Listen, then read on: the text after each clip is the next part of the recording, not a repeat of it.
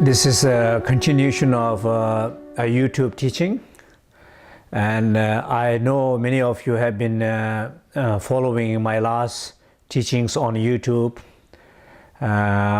teachings on Warrior Seed Syllable, and I have received a lot of wonderful feedback from many people, and I'm very happy to hear that, and that I decided to do more. So as it's continuously benefiting many people, and this is clearly seems like a wonderful a tool. Media is this wonderful tool, the technology is a wonderful tool to break the boundaries of many boundaries to be able to do this, so that not me that I have to go to many people or the people have to come to me. This still is possible to communicate some teachings, so I'm very happy to do this. And so those who have been watching it and kind of really seriously trying to follow practice, and I'm very happy you're doing that. But I also, if this is very meaningful to you, then I'm going to ask you if you can also let a lot of other people know, basically take little initiative to put together a bunch of the addresses together and inform other people who might be benefit, that friends of yours and so on. So that will be, I'm requesting, especially those you feel it's a very beneficial things for you, and so we can, that this is how we can share with more people. And this is, I will feel wonderful as I'm putting my effort and energy to do this, and also all my students who's giving me support to do this.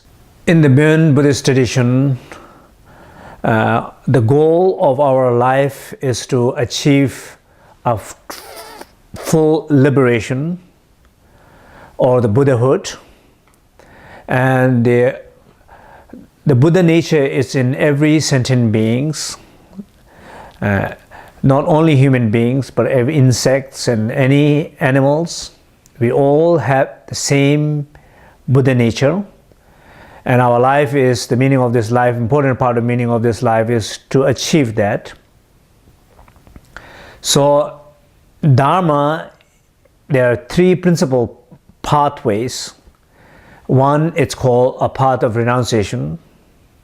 That basically you renounce your negativities, your negative emotions, negative thoughts, whenever they are coming, so that you learn to control and renounce. That is more like a part of the sutra. The second part is the path of transformation, a part of the tantra.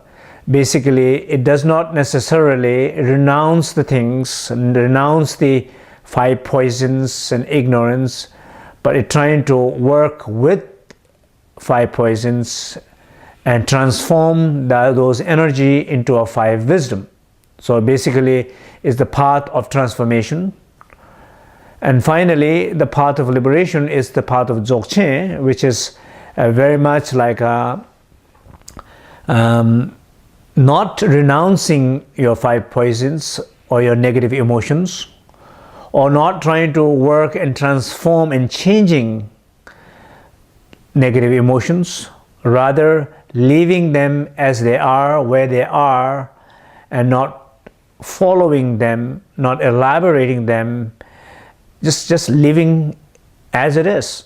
And when you leave these negative emotions as it is, they do not have their own power to continue. What happens is they just liberate by themselves. It's called self-liberation. It's like the metaphor is like an example of a poison, a plant poison. The ordinary person can not use it. If you eat it, you will die. Therefore, only thing you do is you're trying to renounce. You're trying to throw away. Put it away somewhere the children cannot touch, nobody can touch. That's the path of renunciation.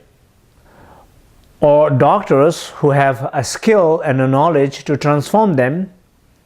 So a doctor adds some other medicinal plants and transform that poison into a medicine and heals the sickness. So that is like a part of Tantra and part of transformation. And the peacock eats the poison.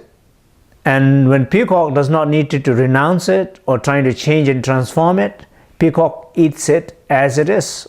And what poison does to peacock, it enhances the beauty and the color of the peacock's life.